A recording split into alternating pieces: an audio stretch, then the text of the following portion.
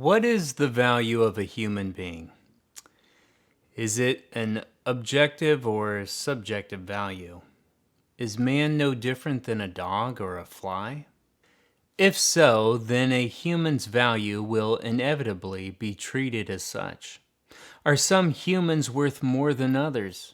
If so, by what standard will we assess the different values?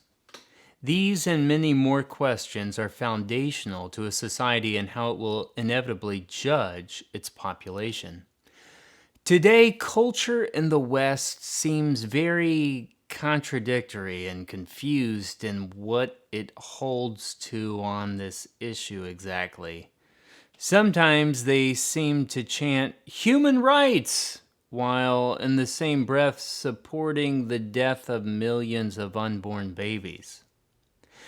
The culture chants Black Lives Matter, yet more African Americans have overwhelmingly died by abortion than have ever died by the hands of the police.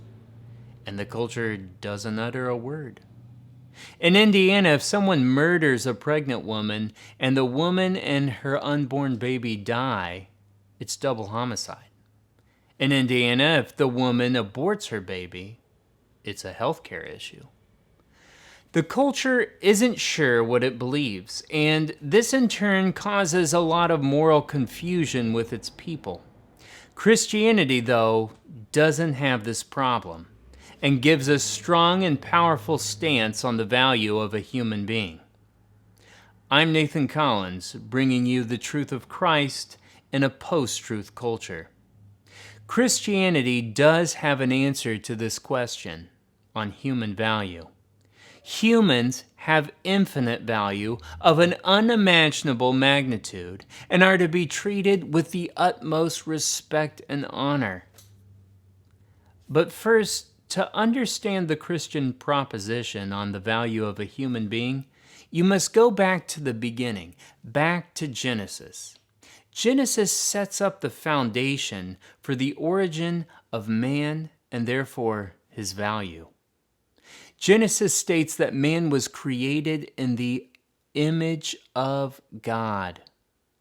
He created them male and female in his image. What is the image of God and what constitutes it? The conscience, the soul, original righteousness, reason, the capacity of fellowship with God through prayer, posture, etc. Genesis chapter 1 verse 26 approaches man in unity of his whole being. And to divide a piece of him and say, well, this piece is the image of God and the rest isn't, is going to be inevitably, biblically anyways, problematic, leading to theological blunders. The text assumes image of God as a term that doesn't need explanation. The image of God terminology, interestingly enough, is used in the ancient Near Eastern cultures. Although not in the same way as the biblical usage, it does give some interesting insight into the topic of the image of God, and probably adds to the reasons why the prohibition against carved images and idol stuff.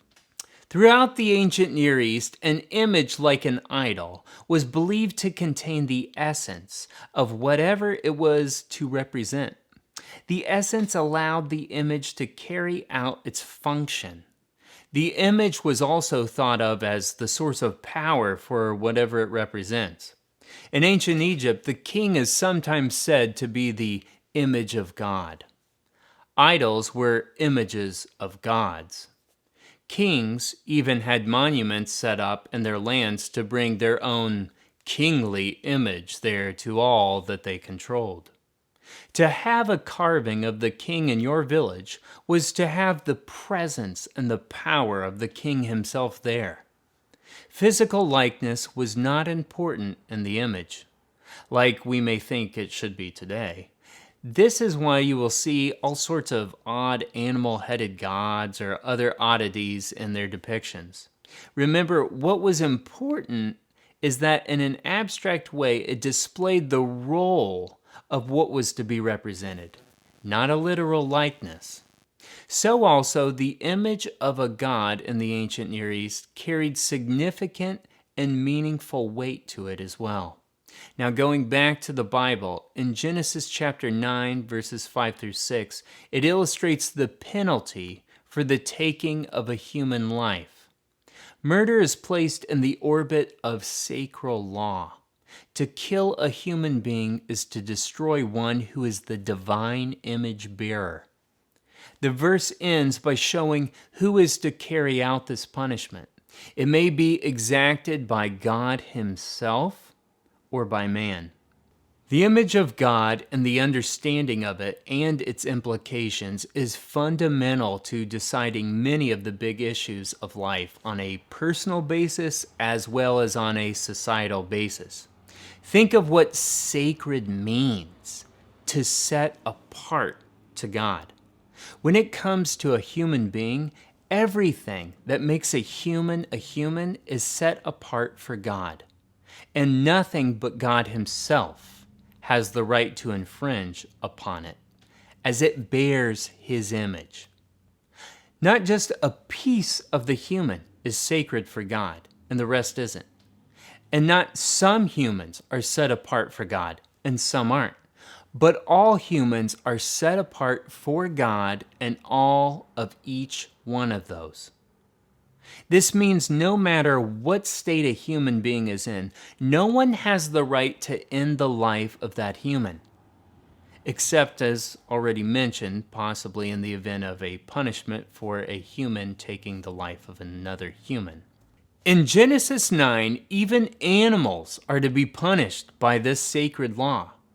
Humans are image bearers. This means abortion is morally wrong. You cannot kill a human, no matter how whole or partially human you believe it to be. It bears the image of God. You cannot end the life of babies who have disabilities or adults who have disabilities. You cannot end the life of someone who is sick, even if they wish their life to be ended. Why not? Because they are made in the image of God. It is outside your jurisdiction as a human. It is sacred and not to be meddled with. Humans, nor any other beast or creature, is allowed to play God, so to speak, and harm the image of God.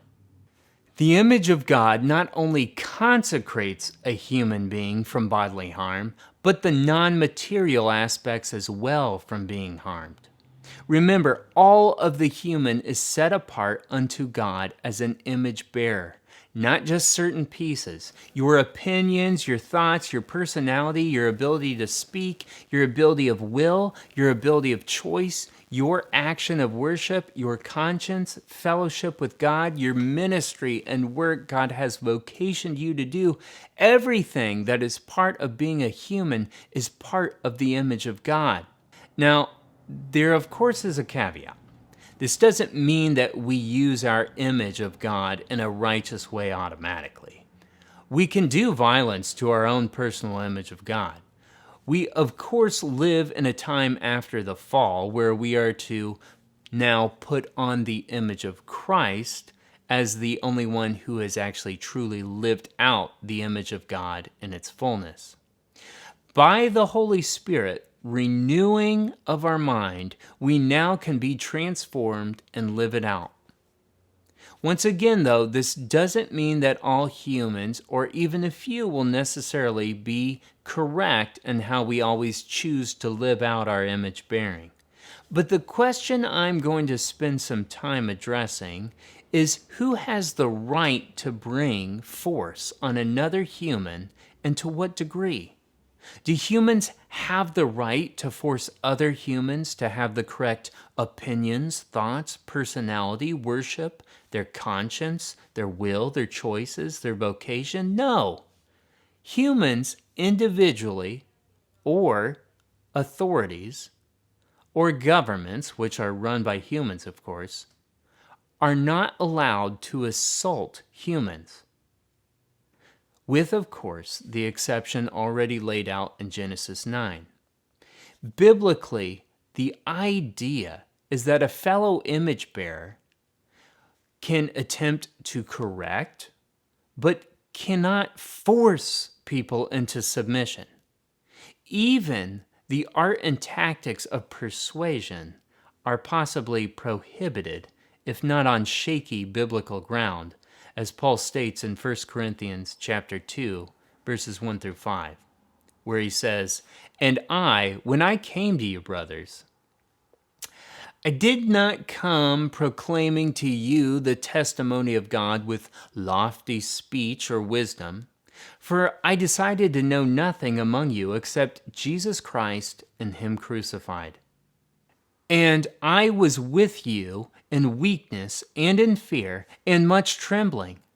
And my speech and my message were not in plausible words of wisdom, but in demonstration of the Spirit and of power, so that your faith might not rest in the wisdom of men, but in the power of God." Paul clearly lays out that he never tries to do anything other than just plainly show the truth. And he makes these kinds of remarks often. If a member of the Christian community doesn't wish to live out their image bearing in a correct way, the member isn't then forced into submission or destroyed, but is simply told to leave the group. God is judge of these matters. Remember, to violate a person's being is a crime against God. The Christian proposition on the value of a human being is without question unmatched by the current aimlessly wandering societal stance of the West. As Christians, we need to act and live out our lives in the light of this foundational truth, that humans are created in the image of God. The world desperately needs to hear and understand this world-shaking truth. To assault the life, the soul, the body of a human being is to desecrate the image of God. We are to stand against such behavior with grave seriousness. There are limits to what the Christian is to tolerate. An assault on the personhood of an image bearer is not to be tolerated. Christians have a right and a duty to confront such evil. Speak the truth. Well, that's all for this episode. I'd like to say thank you to my Patreon supporters. We are blessed to have you, and you keep the lights on here. Thank you. If you're new to this channel and you like this episode, go ahead and subscribe, visit our page on Facebook, and check out our other episodes as we address different issues in our world and bring you the truth of Christ in a post-truth culture. Grace and peace, brothers and sisters.